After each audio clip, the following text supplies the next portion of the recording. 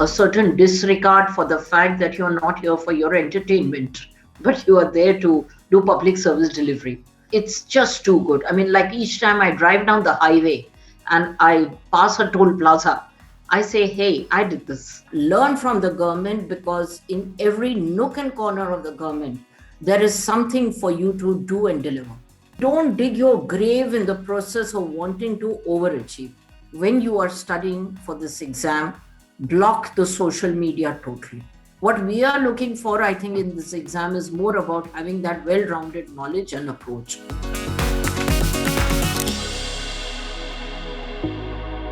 I am your host Gaurav Garg, and we welcome all our viewers to our show Amazing Mentor.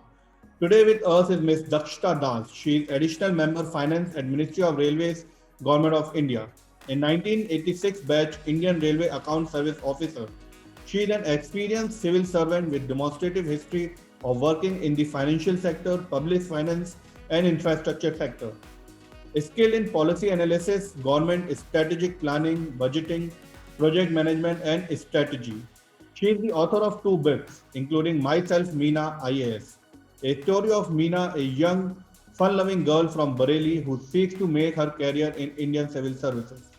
It's a pleasure to welcome Ms. Dakshita Das to our show, Amazing Mentor. Welcome, ma'am. Thank you so much.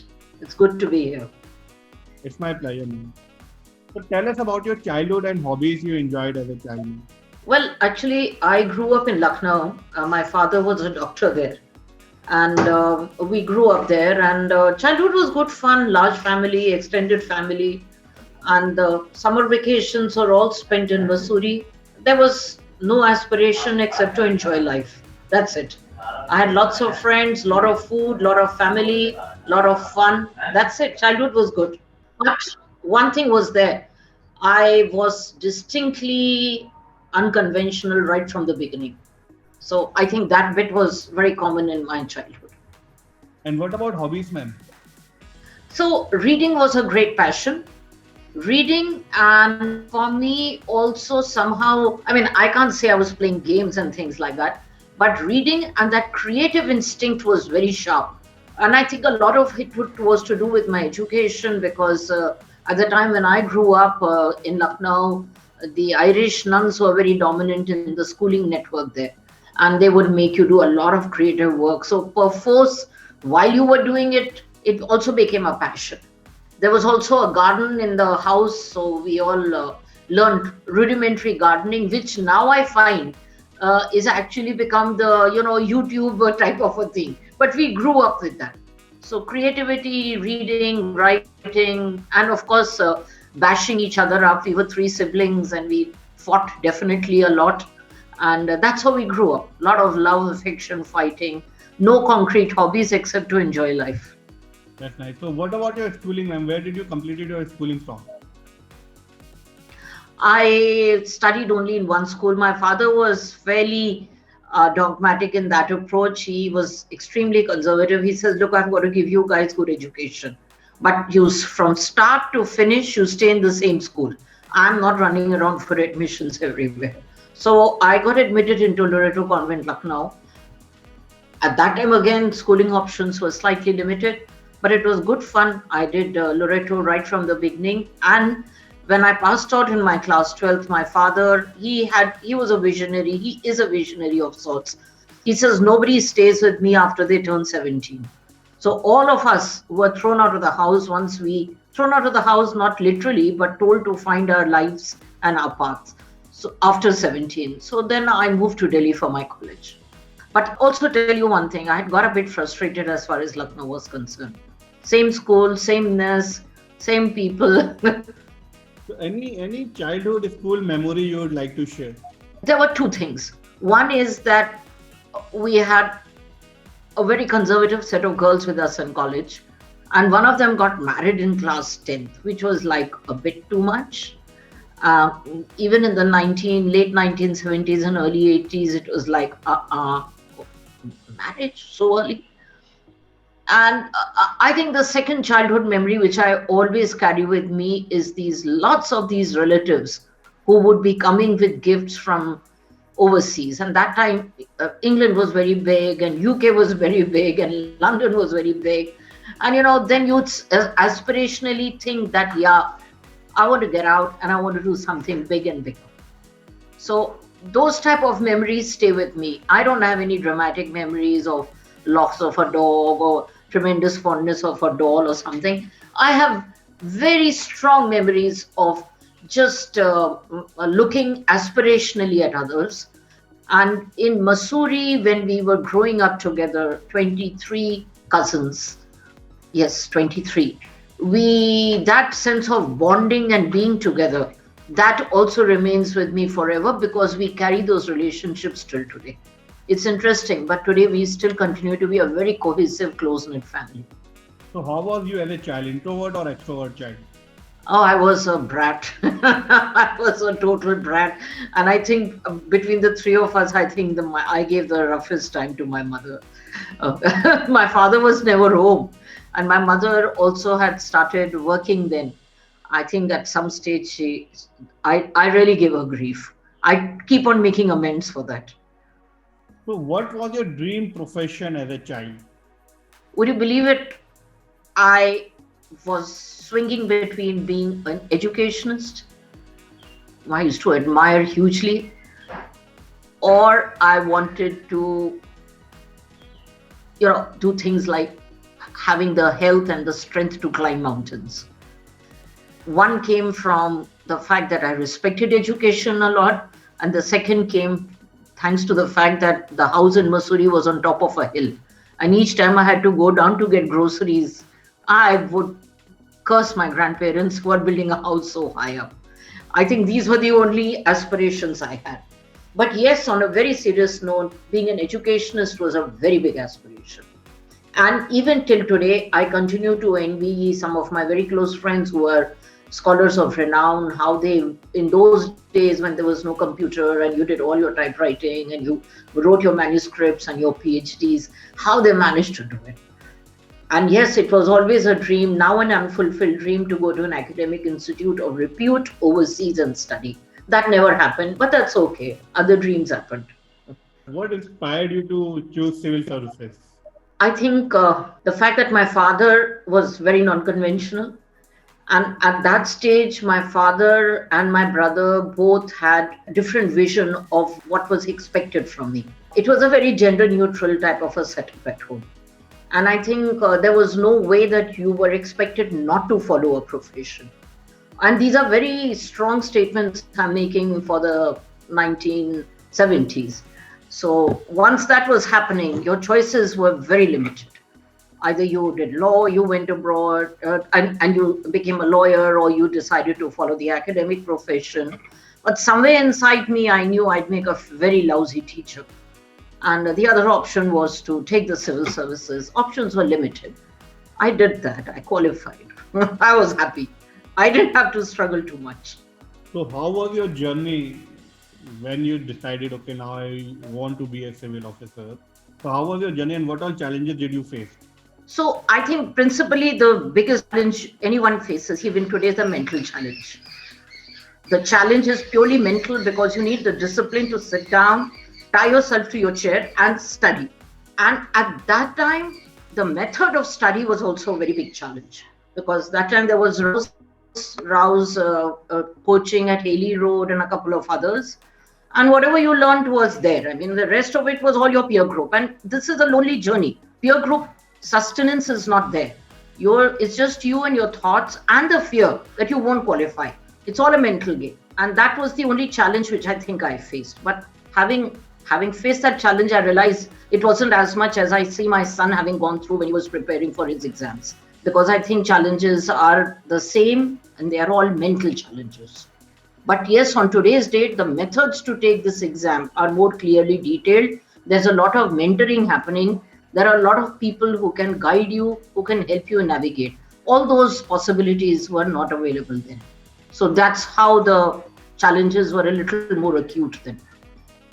And that fear that if I don't qualify, then I might have to take the UGC exam or something like that. So any motivational person in your mind that motivated you to follow civil service examination? I think it's always been a combination of my father and brother. Both were very motivational.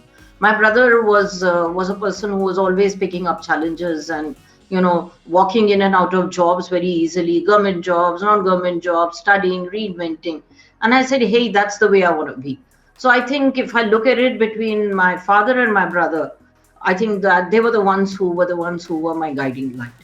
I think I always wanted to follow their path, and that helped me in good stead because that sense of latent ambition came from the two men in my life at that stage. So, what was the first reaction of your parents when you told them, okay, now you have been selected as an officer? Oh my God, it was ecstasy. I still remember. It was such ecstasy because I was the first child, the first, I mean, around me, my other 7 or 8 cousins had all been married. I was the one who had taken the plunge that I'm going to stall this and I'm going to qualify. I was 25, 24, part 25, and it was such a party time. There were people and there were non-stop crowds of people coming with in Lucknow. That motichur ka laddu is so important, and people would be just celebrating like anything. I think that was feeling was very exciting, that the entire community felt that uh, I've achieved something, because I also felt that in a sense it also gave a kind of a feel to other kids around that they too can take this exam. It's not that tough because they'd seen my journey. I mean, I was not a person who needed to spend, who had the mental aptitude to tie myself down to studying too much. So once you are like that, then you become a kind of a role model that if you have that kind of mental strength to do it in a short span with the correct method, then yes, you can crack it. And I didn't want to take the exam again. I was extremely content with what I had got, and that's how life is. So, where did you started your career journey from? Well, I joined the railways, and I had other options, but I didn't want to join the police, so I opted for this service. And at that stage, all the conservative things had kicked in, the facilities, the fact that it was a relatively more peaceful life, also deemed to be within them, because that's when the real world kicks in. When people start guiding you, they say, "Hey, यहाँ जाओ, इस service में जाओ, इसमें promotions आता है." And those are things which youngsters have to really watch out for, because these are pitfalls. In a 30-year career span, you can never figure out which service is going to do better than another service, because things change. The services which were not doing so well when I joined are now, much faster in terms of opportunities as well as what they offer. But in any case, at that stage, I joined the railways. Our training was at Baroda Staff College, which is a heritage place. Reality struck there because the changes which India is seeing now as cemented changes had already started then. People were from different backgrounds, different aspirations. A whole lot of them were taking the exam again. A whole lot of them were content with what they had got. And from Baroda, then I managed to get Delhi as my first headquarter to report to. And then I did a couple of small area postings. And finally, luckily for me, I landed up back in Lucknow, where my parents were still there for within a couple of years of my service. And that's what the beginning was. So, how was your early days as an officer? A lot of adjustment. I remember how I had to shed several cobwebs. I had to become independent in my mind. I was definitely not independent. I was wild. I mean, I was non-conventional, but I was not independent. And bureaucracy requires a certain structural framework in which you operate. Bureaucracy requires certain skills which were very much missing in me then. And prime amongst them is a certain sense of calm in handling things, a certain sense of judgment, a certain disregard for the fact that you're not here for your entertainment, but you are there to do public service delivery. So those were the things which was tough. And in the beginning, I had a tougher time because I remember a lot of complaints which my office people made about me, that how I would read in office, because reading continued to be a passion. Reading became such a passion that whichever office I've worked in since I've joined my career, I have enforced the fact that the libraries should be absolutely top class. So that was something which was a cause for complaint, because the staff said, हम जब भी इनके कमरे में जाते हैं ये किताब इनकी किताब के साथ बैठी रहती. But that's fine. I mean, they learned to adjust. I learned to adjust. But I had to do a lot of adjustment.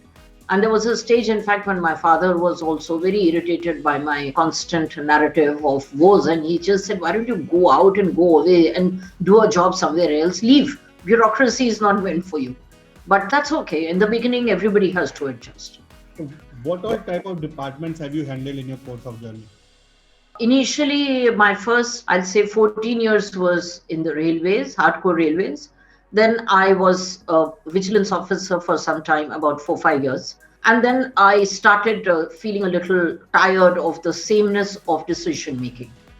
And that's when I applied for deputation and I came to the Ministry of Finance to the budget division. And that was a great eureka moment for me because I just fell in love with the way the government processes work to deliver such an, intrinsic part of Indian economy. And I did about 13 budgets there. After that, I came back to the railways for a bit and then went back again. I did the railway budgets also, including the last budget of the Indian Railways before the budget got merged with the union. Then I moved to the Ministry of Road Transport and Highways. And very excitingly then, at that time, they were coming out with this fast tag. You know what you find in highways, the electronic toll collection. So that got assigned to me and there was a fabulous team, private sector consultants and me, and we managed to deliver the project in 2016. That was extremely exciting. Then I moved up and I moved into the Department of Financial Services as additional secretary, where I was there for over 2.5 years. And that was a different sector altogether. So it's been between infrastructure ministry, infrastructure financing, public finance, financial sector. It's been a journey in those silos. So what all challenges you faced in the initial days as an officer? Those were the early years where I had to change. But the one thing I'll tell you, each time you move to a new assignment, you got to do a lot of learning. And now that I'm looking at retirement and I clean up my papers, I find that meticulously the first few weeks go in building up knowledge base about the kind of work you are going to do. Interestingly, Government of India setup is very clearly demarcated and the policy part is very clearly detailed. There are laws, there are acts. So each time wherever I have gone, the learning part has been very significantly important in the initial weeks. But what is also was critical was that in me there is that instinctive sense of wanting to organize things. So a lot of the places where I have gone, I have had to build checklists. I have to build a lot of method, which you may call a standard operating procedure. And a lot of that comes from the training of the railways because railways is an extremely detailed organization. Nothing works here without a method. So that I carried with me. So I laid the foundation pretty much of the first Indian budget manual. And then wherever I went, even for the electronic toll collection, we built a certain manualization of the processes. So the system improvement part was a co-partner to the fact that I was learning the work and wherever I was finding the slight gap, I was trying to build the system reform. How it helps is that once you do that, then you end up having a more peaceful life thereafter. If you don't put in that little effort in the beginning, and every new place has got that little intensive effort you have to you put in that effort and your life is peaceful for the rest of your day. So what's that one thing you love the most about your profession? There's just so much to do. There's so much to do. I just find that each time I do this much, there is a little more to contribute. Public policy, delivery, there's some institution building I've done. It's just too good. I mean, like each time I drive down the highway and I pass a toll plaza, I say, hey, I did this, and I was a part of the team which did it. And it's a good feeling each time there is there is a budget speech being made by the honorable finance ministers, I remember what we all used to do. Each time I look at some of the institutions in the financial sector, all newsworthy institutions, I say, okay, that little bit I contributed. So government is too good. I mean, government offers you opportunities like no other. I have no quibbles. In fact, yes, I'll seriously feel that I could have done much more when I finally hang my boots. Any heart touching moment or incidents you would like to share in your professional journey?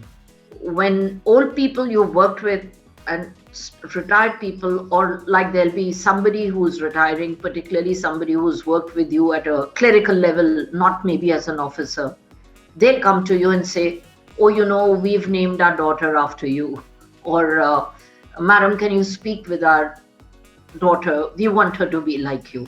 So in that sense, it's happened to me 3 times.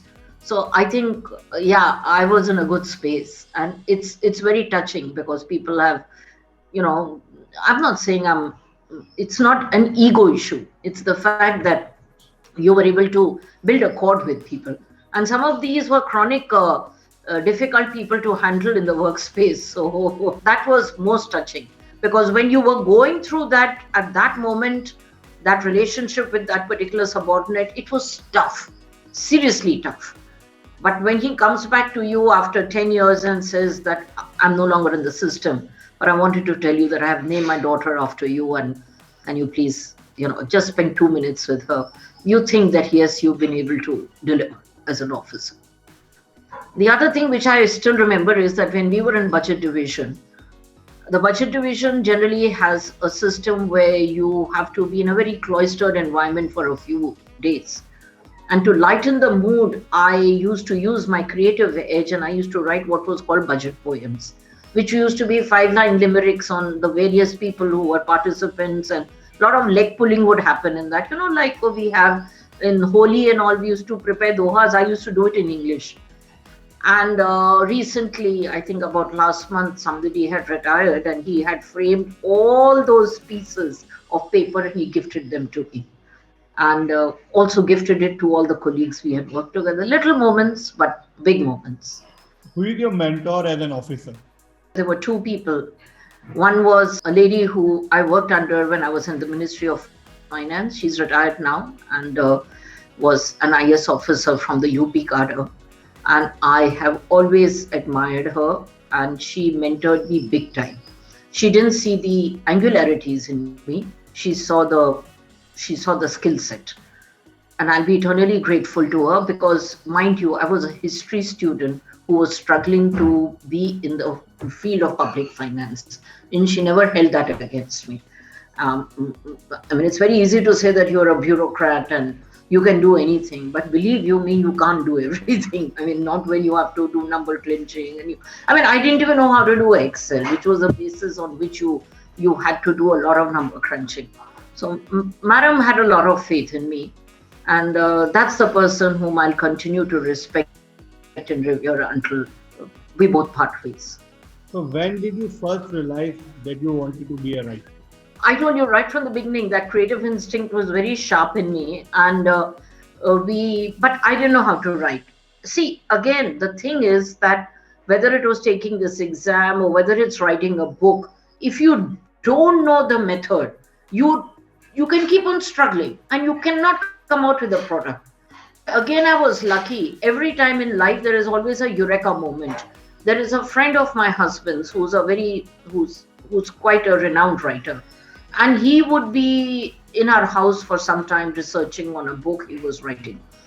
And then he just told me, he says, look, I've seen some of the stuff you've written. Why don't you just convert that into a book? By then I'd started writing for newspapers, and I'd written for Economic and Political Weekly. And most of them were very dry, pedantic articles with your sense of humor. And that's how I started keeping a diary, and whoever would enter my room would become a chapter in the book, because there's so many interesting things which keep on happening in the office. Every day the office offers you another character for your book.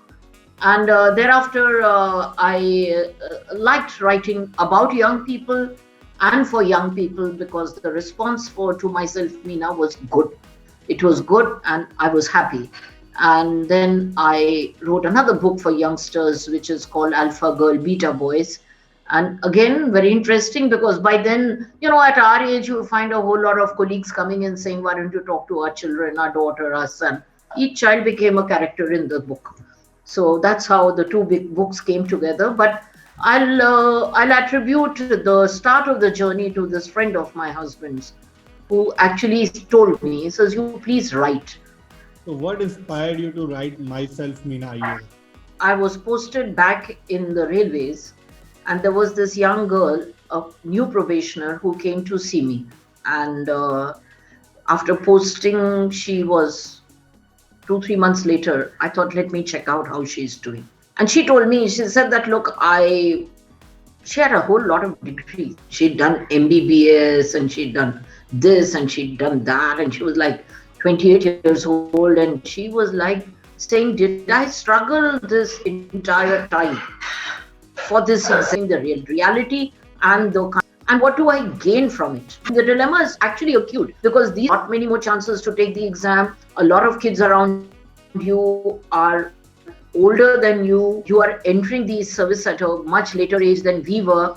And by then you've already lost your youth in struggling for this exam. And that's when I thought that why don't I build a character? This girl was a trigger, but my character was a younger girl, also immature. And she was, of course, not driven by any other aspiration except for her whatever her aspiration was. But this officer whom I met, she was a trigger. And incidentally, I met her again last month. And I reminded her, I said, that time you were very unhappy. She's saying, I was very confused then, ma'am.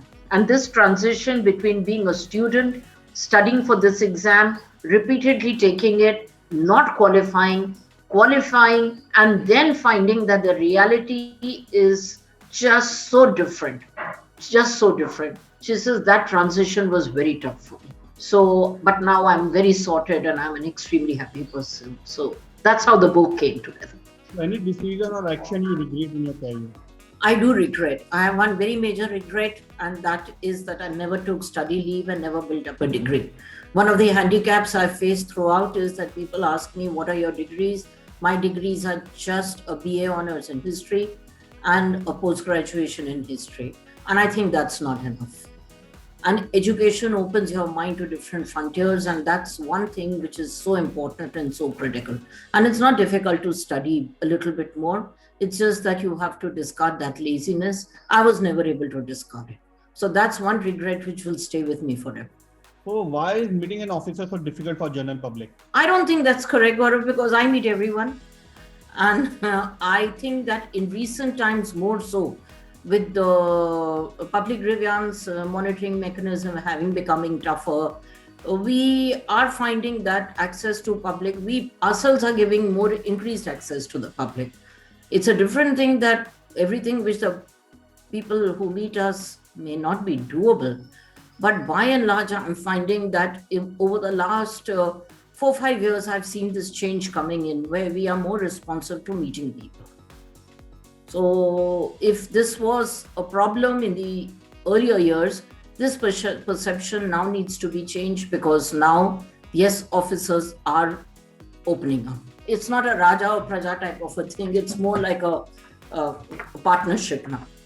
So what advice would you like to give to young officers? So one is to be extremely sorted in your life and don't expect too much from the government, but learn from the government because in every nook and corner of the government, there is something for you to do and deliver. And second is to always have your mental milestone for delivery. Yes, I want to do this and take it from beginning to end. And the third thing which is there, which is actually a reality that even you're in a profession, you want to be the best. In bureaucracy, you can keep on aspiring. And a lot of your perspiration is going into realization of an aspiration. But bureaucracy is very self-limiting in terms of what it can give to you. So, don't dig your grave in the process of wanting to overachieve. You want to overachieve, then there's a lot of many avenues which are available outside. Have a hobby, That hobby will hold you in good stead. It will also keep you mentally sorted. And last bit of advice which I'm giving to youngsters nowadays is that please manage your finances. Manage your finances well.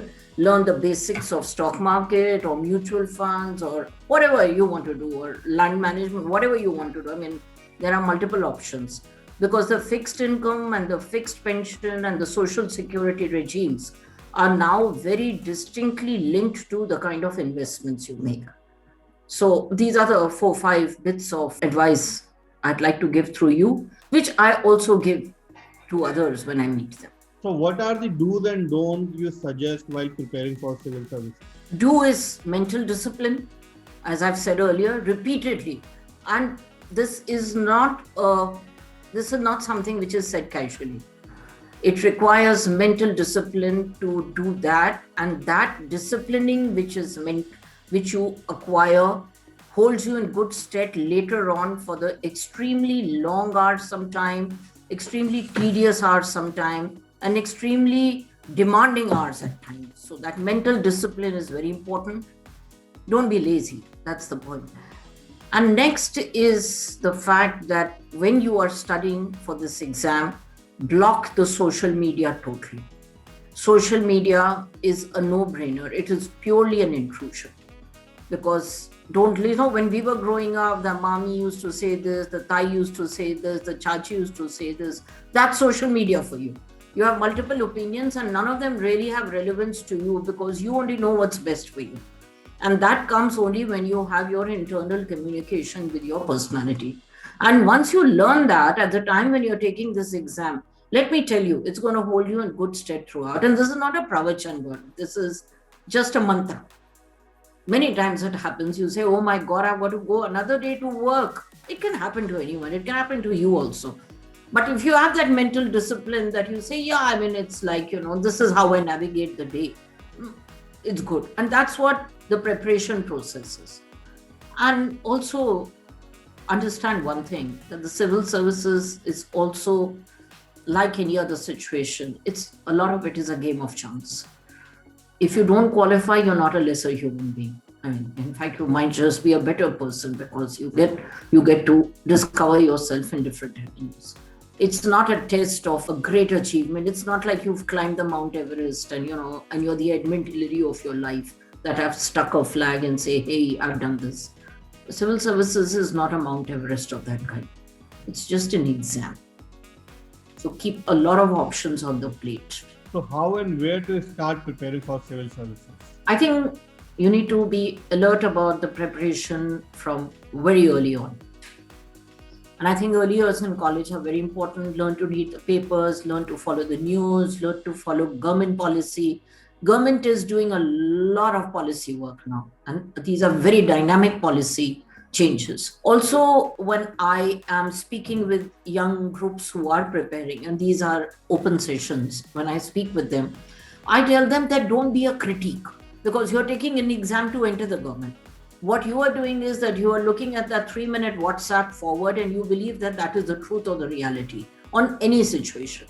So whatever is happening, get into the aspect of self-analysis. Don't be a critical analyst, be a middle of the path analyst, because this is what that exam is about. Nobody is looking for you to have some kind of an intellectual wizardry or having some PhD on every topic which is available. Basic knowledge is important, and basic non-evaluative knowledge is important. But you don't need to have a critique of the government policy, that why the policy has gone wrong, because everything has got a good and a bad attached to it. What we are looking for, I think, in this exam is more about having that well-rounded knowledge and approach. And a lot of the mistake the kids which are committing is that they are allowing these little news forwards which are coming on, these bite little bit of information which is coming on WhatsApp as the basic preparation groundwork. You have to unlearn all of that. Your NCRT books, your Government of India publications, and of course the kind of coaching material which the various institutes give. Those are very well researched. Those are based out of practice. Those are the ones which hold you in good stead. So many kids just appear for civil service examination and do not have any clarity of path and the purpose. what advice would you like to give them? In the north, the whole thing is everybody wants to take the IS exam. And when you watch a lot of the TV serials and all, they're like the ads and all which are coming, they're really glorifying things a lot. Look, it's a profession. Yes, it's a profession which gives you huge opportunities. But again, if I look at my peer group of those days when I was in college, or my peer group of my husband, he was from a different stream, a technical stream. He did law. His contemporaries have done much better, much better. And some of them who are in law, for instance, they're also motivated. They are driven people, you know. Somewhere down the line, we have to accept the fact that yes, bureaucracy is not the only profession which is available to us. Your parents may want to drive you. The kind of serials you see, you know, like there is this ad coming these days about some girl heading out for her office and her husband saying that I'm going to make the food or a meal. I watched it for 2 seconds. It kind of gives a negative role reinforcement, you know. The thing is, it's just an exam. What you are doing is that you're hyping the character to make it appear that once they will qualify, then it will be like all paradise will break loose in the family. It's not so. Typically, what is happening is that there is one kid who's studying, and the entire family's, entire ecosystem is geared around towards the fact that once this kid qualifies, this paradise is going to open, the floodgates of paradise. It's not so. It's not so. It's just a job. You can't do this, have your plan B. And kids are very qualified these days, extremely qualified. And I would suggest that there should always be a plan B. You can't do plan A, do a plan B. So now we will start our rapid round. Oh. Your favorite actor and actress? I really don't have a favorite actor, but I have a favorite actress, and that's Meryl Streep. I'm amazed by that lady. Your favorite color? Light blue. Your favorite destination? It's always Corbett National Park. Your favorite car? Not for me. A car is just 4 wheels for me. Things in your wish list? Yeah, my wish list is acquire the degree which I had never acquired. It's a dream to go to Boston and sit there and perhaps finally pick up that degree, which I hope to do in the near future. Your dream house? Dream house is going to be lots of sun, lots of light, lots of plants, and a study for myself with my books. Second choice of career? Educationist. I think you make and mar lives there. One thing that you would like to change if you are provided superpower? I'd love to see happier people with that sense of humor.